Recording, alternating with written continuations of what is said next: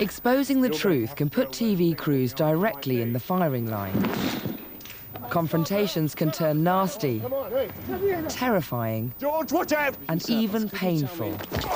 You can go and see a Guy Ritchie film and, you know at the end of the day they're just wiping up the tomato ketchup afterwards, but, this is real. But questions have to be asked. Stories have to be investigated, and differences have to be settled. Now, just a minute. But when sparks fly, the results can be spellbinding, and producers and presenters know it. The attraction of these programmes is very simple. It's the realisation by people at home that anything could happen. But going in where the sparks fly can be a dangerous game. Coming up are 10 rules of engagement for how to create and survive those memorable TV flashpoints. Rule number 1, choose your target.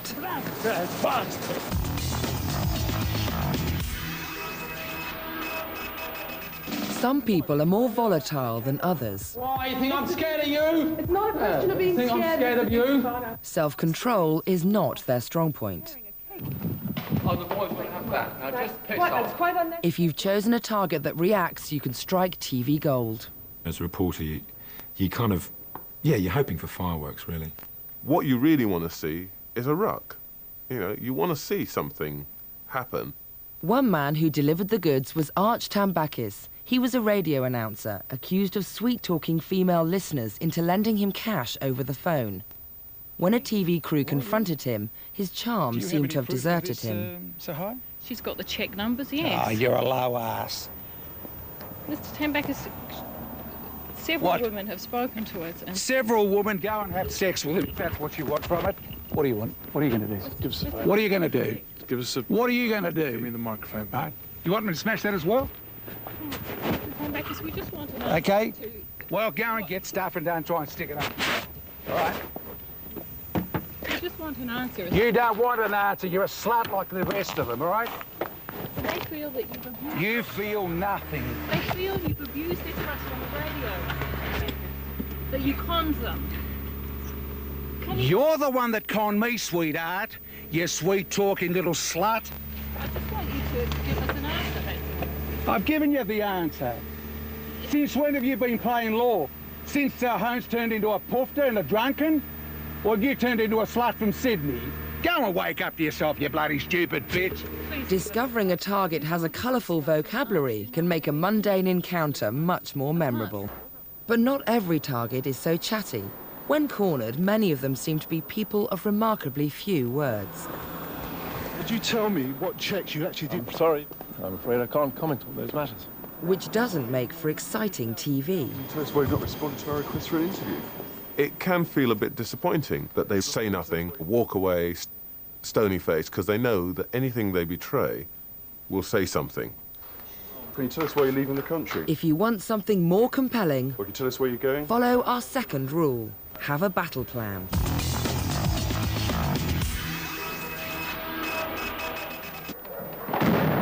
It takes a really good battle plan to outsmart someone who's been in the SAS. Tom Carew wrote a book featuring his exploits in this elite, secretive fighting force. He became a credible military expert by appearing on news programmes. When you're cutting down on your conventional army, you need a larger special forces army for jobs like this. It just seemed too good to be true. Here was an ex-SAS man willing to be interviewed, fully lit by television crews, who was willing to talk about his time in Afghanistan and who'd fought there. But after exhaustive checks, it was found Tom's military credentials perhaps weren't as impressive as the book suggested. If he'd really had the career he claimed to have had, then he would have needed to have joined up at the age of 12. But how could Newsnight put Tom on the spot and get him to answer their allegations? They hatched a plan to get him into the studio. It was decided that a degree of deception and subterfuge was warranted. I was actually asking him for an interview about himself and about the SAS. What I didn't tell him then was where the interview was going to lead. As far as 22 SAS is concerned, they are telling us in capital letters, Mr. Carew had no beret, he had no selection pass, he had no badge, he had no postings, and he had no operational duties. He was never a member of 22 SAS. Tell them to put it in writing. I want it in writing, please. The subject matter was a problem for him, and he had trouble providing any answers to the questions. I can prove that right now by showing you my passport, who I am. And what's your passport going to say? Exactly who I am. All right, let's have a look then, shall we? I refuse to show you. You just offered to show it to me. I said I could show it to you. We were prepared for the eventuality that he might walk out. Obviously, if I'm asking questions and the interviewee doesn't have the answers, there's a limit to the amount of time he's going to be prepared to just sit there. Isn't the truth that a real SAS man would stand his ground and provide an answer, and you don't have one? You're going to have to go away and think what the answer might be. There's your answer. Kerry, that's enough. It is compelling viewing, of course it is, but we didn't plan the interview with the explicit aim that Tom Carey was going to punch a camera lens at the end of it. You really are a low rat. Producers and viewers alike enjoy a fiery debate. Do you know what that is? What is it? What is it? Hang on. But to stop television becoming a battleground, there are certain rules that should be followed. Excuse me, he's not going to push me. For instance, try not to confuse your guest with a female tennis player more than once. Check that. Chris Everett, good to have you on the show. If you call me Chris Everett to my face one more time... I already did it twice. You call it one more time, we better take a station break. You probably won't say it again. I bet I do. Chris? Blatant antagonism is an unusual approach. The third of our 10 golden rules is don't push your luck.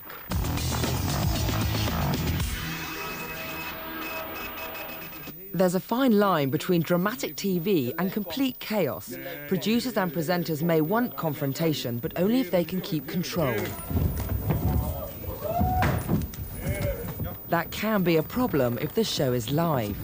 It does make you think on your feet as absolutely quickly as possible, and anything can happen. Excuse me, if there's any trouble, you'll get thrown out. Let this lady speak, and that includes you. Controversial guests can add to the mix.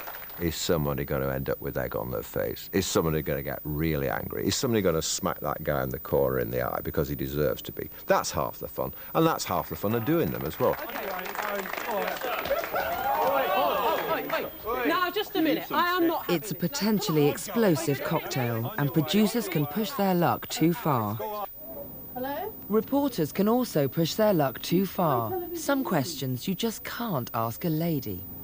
We're doing a programme about mistresses, and we feel that your story, above any other story, shows how women like you...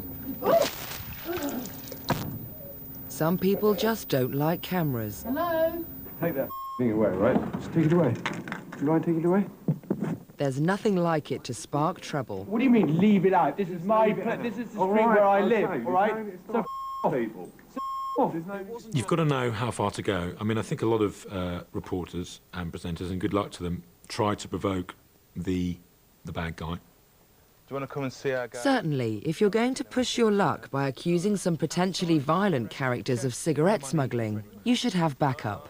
We had security on that shoot. We had a big bloke who used to be in the SAS, and he said to us beforehand, when I say run, you run. Nathan Maitland from the Tonight programme on ITV. Can I just ask you a few questions, like how long have you been smuggling cigarettes for? How often do you smuggle cigarettes? Excuse me, mate, excuse me, can you answer some questions? What's the scale of the operation? What's the most? What's the most cigarettes you've ever smuggled in one go? Do you know? Let's go. The security man did a pretty good job. I mean, when he said run, and I think he was absolutely right. Journalistically, I would have liked to have hung around for a bit longer, actually, 5-10 seconds, because my job really is to, you know, get answers out of the person. But if someone who's been in a war zone says, run, it's hairy, then I think you're being pretty stupid if you hang around. But sometimes risk-taking is an unavoidable part of the job, Your reason for getting benefits? as is the background research that uncovers a story. Isn't it true, Mr. Hardy, that you're one of the biggest drug dealers in the Midlands? Isn't it true, Mr. Hardy, that you bring in the drugs and your doormen sell them? Mr. Hardy, Even if you think you've cracked it, there's still work to be done, like making sure your target's in before ringing his doorbell.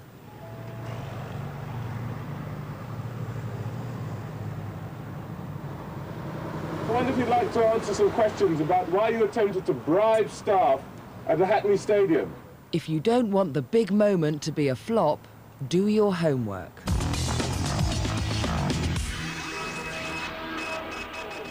The moment a reporter surprises someone who may not want to talk is known in the trade as a doorstep. Keep that off me, I'll warning you. Because I won't with you. There is definitely a lot of planning in a doorstep.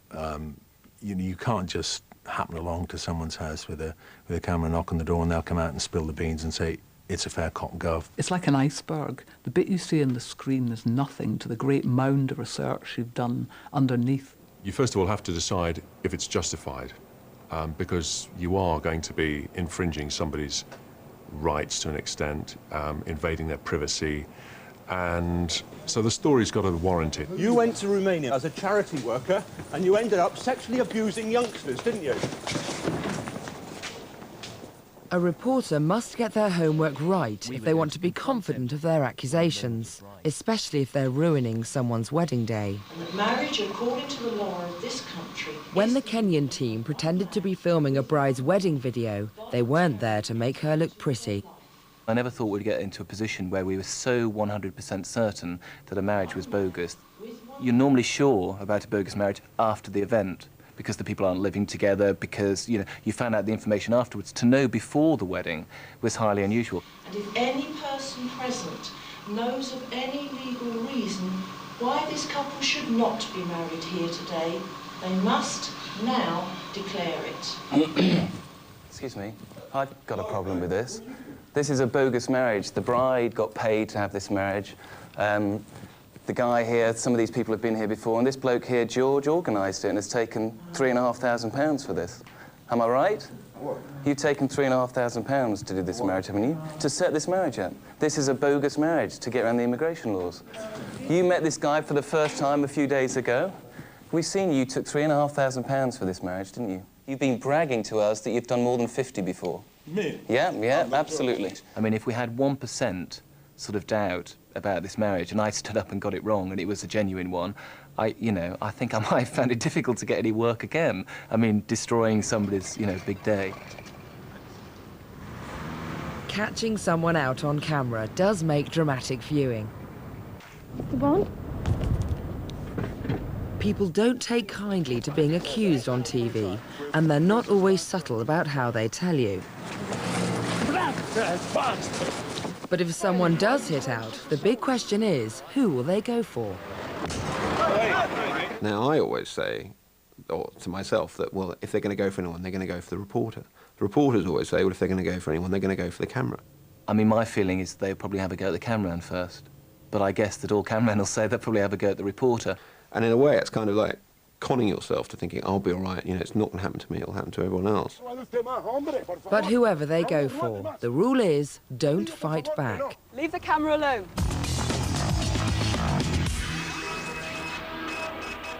When this cameraman caught a German prince during a high-profile romance, he didn't expect the order of the royal umbrella. Hey! Get the camera! Get the camera! This attack went on for over a minute, with the cameraman receiving a broken nose for his troubles. But even if you are getting a pasting, it's all part of the job. You are told you do not respond. You can defend yourself, you can put your hands up, whatever, if somebody does go to strike you. You can run off, but it doesn't look very good on camera if you do. I'm sorry, listen to me. Do you understand? Yeah. You come near me again. Sometimes a beating is unavoidable, followed by a legal row. But all the time the camera's rolling, it's collecting evidence. What did I say to you? It can all make for some interesting camera angles. This point was illustrated when an HTV team were filming a dispute between rival bus companies, and one driver took exception. I'm just telling you. What his passengers must have thought when he got out of his cab, went over to our cameraman and sort of picked a fight with him, goodness only knows. Because the problem in these situations is that we can't trade blows. If the recordist had been filmed throwing a punch, as he might reasonably have done because his man is just assaulting him, it would have looked bad for us. And that does mean that from time to time, you may have to take a punch. One place where everything should be peaceful is a funeral. Robert Trimboli was a legendary Australian crime boss. When he died, it was national news. Charismatic's not the word to use for such a sinister person, but he had been the most examined and forensically examined figure on the wrong side of the law in Australia's history. He was accused of all sorts of murder, mayhem, crime, drug syndicate running. Clearly, this wasn't any ordinary family coming to pay their respects, and they didn't take kindly to the cameras. Max Utrich was covering the event for ABC. He was supposed to be a neutral observer, but he ended up a little too involved with his subject matter. All of a sudden, it was a melee. People were swarming in on this particular still cameraman. I moved in and spread my hands in a sort of what I had hoped was a calming fashion. But it didn't have the desired effect. Come on, stop it! Stop it, Jack! Come on, hey! Come here now! Come on! Come on, it's a funeral!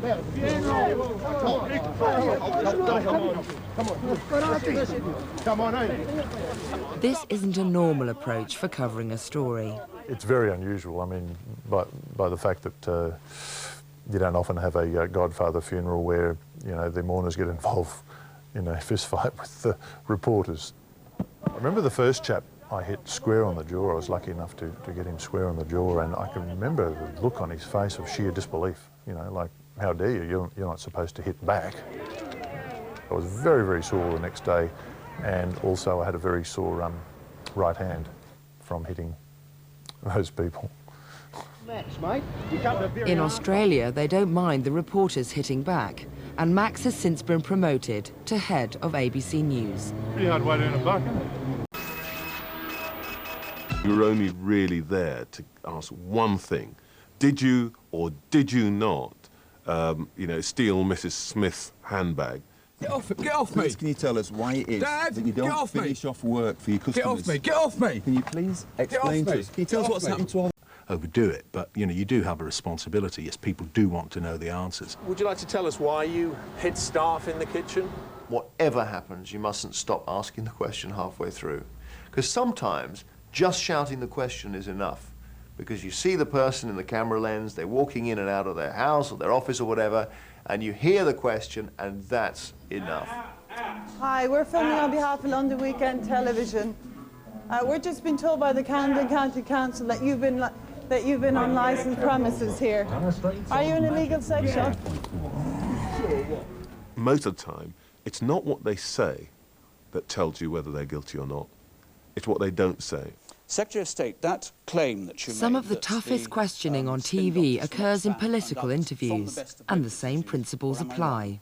Let me finish. Sorry, you must let me... No, you're on the wrong track. Well, you tell me that when I've put the question... This is not the true story. Well, it may be. You can correct me when I've finished making the question. You are there as a presenter simply asking the basic question that you think one of your viewers might be asking. There's all kinds of pre-arrangements that politicians try and make. Oh, he won't discuss this and he won't discuss that. Again, did it involve a breach? Well, perhaps did it involve a breach or not? Perhaps I might answer the question in my way, then you can ask your next question in your way. What they want the interview is to be an interview chock full with the message they have decided to pass on that particular day on that particular issue. And you're trying to drag me in an area I don't want to get involved in. I can go into all this, but you want me to talk about housing. All I want to ask you is one simple... You understand my point point, as long as you take it. Yeah, I understand the point. They will hope always that what they think is the most dangerous question has not come to your mind. But there's one surefire way to duck that dangerous question. Another tube strike tomorrow. We've had the London Minister saying that it should finish. What have you got to say about it? Well, you are Labour's transport spokesperson. I don't think it's ever a good idea for politicians to get in a huff and walk out of interviews. I'm fed up with this interview, really. It's a ridiculous rolling thing. The one thing they know is that when they throw the microphone off, stand up and walk out, they've lost. Thank you, Mr. Nott.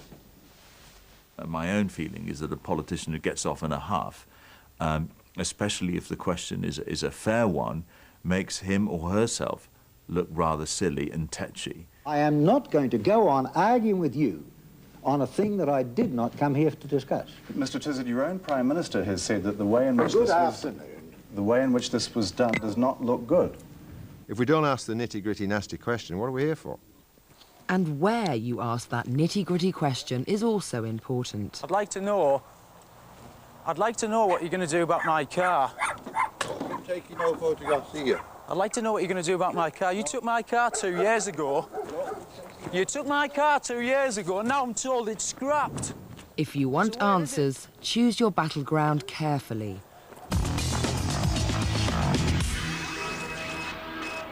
You have to spend a lot of time working out where you're going to get your bad guy. Now, as a general rule, you don't want to do them on the doorsteps because all they'll do is they'll slam the door and you'll never get them. Hello, is Mr. Patel here? Yeah. Are you Mr. Patel? Yeah. Hello, I'm John Stableton. If you get them on the way to their door, that's 20, 30 yards. That's valuable talking time. That's like 20 seconds. You can do a Fabo doorstep in 20 seconds. You faked your wife's death. Not only that, you faked your wife completely. Your wife doesn't really exist, did she? And what you've done is you tried to defraud the insurance company. You tried to defraud the insurance companies out of nearly £40,000, didn't you? A neutral setting can have advantages. Could you tell us why you're prepared to sell arms to the Hutu regime of Rwanda? The ideal place is kind of in a car park or somewhere like that. You do know, of course, that there's an arms embargo on Rwanda and that the Hutus are being investigated for genocide. It's a wide open space and there isn't anywhere to slam a door in your face and you're more likely to get more time. Would you tell us, are you prepared to sell arms to anyone at all? What you're trying to buy is time. Do you have any qualms about who you sell arms to? It's time to put the question. Do you care one way or the other who ends up being killed by the weapons that you supply? And maybe just put it again and again and again if there's only one thing you want to ask them, or put more questions. Have you any comment to make at all? You don't want to do it in a confined space where the person at your doorstepping has no way of escaping. Because if he feels cornered and he's got a crew in front of him, he's got the reporter in front of him, he's going to lash out. So a porter cabin with just one door may not be the best place to accuse someone of running a dodgy lorry firm. I'm Lynn Foldswood from the BBC's Watchdog programme. Don't throw anything. Do not throw anything. Do not throw things. You are running an illegal, dangerous operation here. Your lorries. For 10 years, look, I've got a whole list of convictions here against you. £16,000 in unpaid fines. Take the cameraman. I knew we had to get out of that hut that he was in, and there was only one door out. I was worried that he might throw something else at the cameraman. I wanted to get the cameraman out quickly. However, leaving an escape route can make getting answers tricky. Why do you persistently overcharge your customers? We've come down here to ask you, why do you persistently overcharge your customers? Why do you charge people double what you've quoted them for? I think they're hugely entertaining when you see a reporter chasing a quarry down the street. Why do you... Will you answer the questions? People have a right to know. There's nothing worse on television than a shot through the camera of someone running down the street avoiding the questions. Do you have anything to say about that? As soon as someone does that, immediately the viewer says, guilty, guilty. How do you feel about losing your court case? I'd like to ask you a few questions. Dermot Murnan from ITV's Big Story. I'd like to ask you about your ownership of guns. Do you think a convicted paedophile should own so many guns?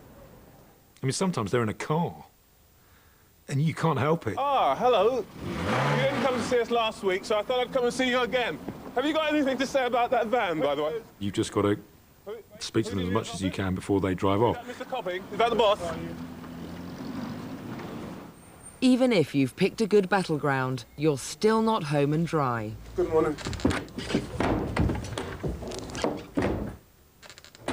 The police, okay? Okay, but perhaps while the police are coming, you'd like to tell us why you have no fire precautions.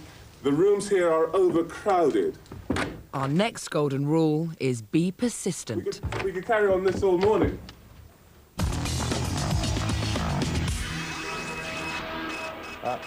We'll leave the best interviewers can be merciless in their pursuit of an answer. I did not overrule him. I did not overrule Derek Did Lewis. you threaten to overrule him? I took advice on what I could or could not do. Did you threaten to overrule him, Mr. Howard? Scrupulously in accordance with that advice. I did not overrule Derek Lewis. Did you threaten to overrule him? Mr. Marriott was not suspended. Did you threaten to overrule him? If you've got 10 questions and you find that they've got a problem with question 2, Don't do questions 3 to 10. And this is what I think I used to do when I started doing news, and I thought, well, I've got to get through all the questions, we better move on. It's not the case. I'm sorry. It's a quick, straight yes or no. Question and I will give you an answer. Did you threaten to overrule him? I discussed this matter with Derek Lewis. You don't get abusive. Although the words "with greatest respect" means you can be abusive. With respect, that is not answering the question of whether you threatened to overrule him. However, not all guests enjoy being tested to destruction. Camilla Paglia is an American feminist with radical views and a short fuse. I did an interview of the kind that I might do in television with a politician, a forensic interview. You say this, did you really mean this? What did you mean by that? Let me put it the other way. I have written extensively on this subject. I've tried to read quite a lot of it. She couldn't take it. She simply couldn't take it. You know, I think that I've sort of had quite enough of this interview, as a matter of fact, and this is not why I came, okay, to be abused, you know, on this subject. I'm asking you about your views. The interview is over, all right? And behaved in ways that, I have to say, and this may be horribly male chauvinist, but justified my own sense that here was a really silly person. I find this stupid. I have written an enormous number of topics, okay, and this one question, I was not told the entire thing was going to be about this. It's not, I'm about to move on. It's absurd. It's absurd. Goodbye. You don't think Goodbye. Professor Paglia, Goodbye. you don't think there's an extent Please to give which... me my makeup back, all right, and you can use what you want of that you interview can't be or taken not. quite as seriously as you'd like to be if you say these sorts of things. When in time of austerity, Wait just a minute. Don't you think it's... How much do you owe? We owe $440. I do not. But sometimes persistence can get unexpectedly spectacular results. George Forbes was an American politician who found himself in trouble over his water rates. Well, don't you think your water should be turned off if you're not paying your bill? No, it should not be. This approach can have a delayed reaction, as George is about to demonstrate. You know, one of these days you're going to corner me and I'm going to kick your ass. Okay? And one of the days you're going to corner me and I'm going to kick your ass. Well, don't you think that's a legitimate question, George? Oh, you're not the only counsel. You're not the only counsel. Wait a minute. I gave you a legitimate answer. You asked me about my water bill. What did I tell you? You said you didn't have the money. But your water's still on, isn't it? Now, that was my answer to you. But I don't think everybody has that luxury of having their water tough maintained. shit. Okay, now, one of these days you're going to corner me and I'm going to kick your ass. Now, keep with me, okay? Now, I'm telling you, keep with me. You're not the only one, George. I'm not talking about anybody else but you.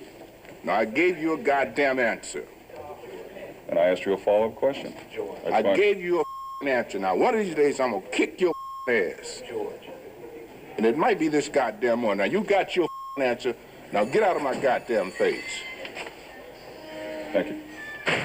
The reporter may now be lost for words, but George certainly isn't. Now, I'll take that camera and wrap it around your goddamn head. I'm Lynn Falswood from the BBC's Watchdog programme. I'd like to talk to you about the thousands of people who've lost money to your husband's companies. Have you got anything to say to us? I think if you're going to investigate somebody who doesn't want to be investigated, you've got to be very persistent. Have you got nothing to say for those people and all your This can mean putting yourself in the firing line. Have you got nothing to say to them? You're trespassing. You're squashing me. You're trespassing. You hit me in the face.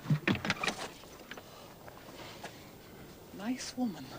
I felt that I should persist long enough to make the viewer feel that I had represented the complaints adequately. Getting the occasional whack can be a price worth paying. Someone's got to do it. These people usually deserve to have a camera poked in their face. There's persistence, and there's too much persistence. Do you want to answer us? That's not, for a director of a company, that's extraordinary behaviour. He looked, you know, like a sophisticated businessman. He looked like a city gent. He was walking round and round in the middle of the road, like a crazy guy. I mean, so it was very difficult to know what to do. Your company has misdiagnosed in our house. Very unexpectedly, he turned round and hit me very hard with a metal-edged briefcase in the face. I can't remember a lot about it. I just remember sort of a sharp pain and then sort of waking up on the side of the pavement. And I guess I was sort of out cold, as they say, in boxing terminology. We've got that on tape. People said, wow, that's going to make really good television. All we were trying to do is ask you some questions. I just think, you know, he threw a couple of punches. You should have left him alone. You should have left him alone earlier. Piss off! Sometimes discretion is the better part of valor. After all, he who runs away lives to fight another day, and he who doesn't can end up like this. Well, this is where we found Bob Jones, by the banks of the river here, and this is what we got for our troubles. With violent criminals, there's always a risk of a flare-up. What justification can you have for that? What is your involvement with football? Please leave the camera alone. Don't touch that camera. As a general rule, I try and stay about 10 foot away from the subject. Mr. Browning, Mr. Browning, please don't touch the camera. If they are going to lunge at you, they've got to get that 10 feet and it gives you time to react. Equally as well, it's 10 feet of good footage. Somebody trying to grab the camera, punch you, or whatever it is, you just know is going to make the programme. They look at you once, they look at you again, and by about the third time, you maybe just take a little pace back, because you think, it looks like he's working out how close am I, and is he going to be able to kick me, or something like that. Why do you use an American address, Mr. Sergeant? What have you got to hide? What have you got to hide, Mr. Sergeant? Yeah, why? You don't want to be hurt. You don't want anyone to be hurt. I mean, I don't want to see the reporter get hurt. I don't want the person that we're targeting to be hurt. You just sort of want to get on and do your job. Why don't you use your own address, Mr. Sergeant? Why do you use an American address? You push it! Now, Mr. Sergeant, please, we're not... Was any trouble? Well, yeah, what's he hit me for it? He's not hitting you, you attacked our camera. You don't know what's going to happen. The man might just put in a hand into his pocket and pull out a gun pointed at your head, and nobody knows. And that's what makes it terrifying. George, watch out! The man's got a... If a man says he's got a gun, you presume that it's got bullets in it. Whether it has or not, you don't know, but I ain't going to stick around to find out. However, keeping your distance may not save you when animals are involved. You doorstep someone, you hear a dog barking, you go up to the house, and you think, he's got a Rottweiler or a pit bull terrier. They're the last thing you want to see. That's actually my biggest fear. Holding a camera, because you can't use your hands, there's suddenly a dog going basically for my legs. Stay away from him! I told Ben! I told you to stay away! But even if you have followed all our rules, some things are impossible to predict. I think I'll make a statement. Why not? Can you just... Our final rule is know when you're beaten. This may sound a silly question, but why have you got a basket over your head? Please sit down. Please sit. Live debate shows can test presenters to their limits.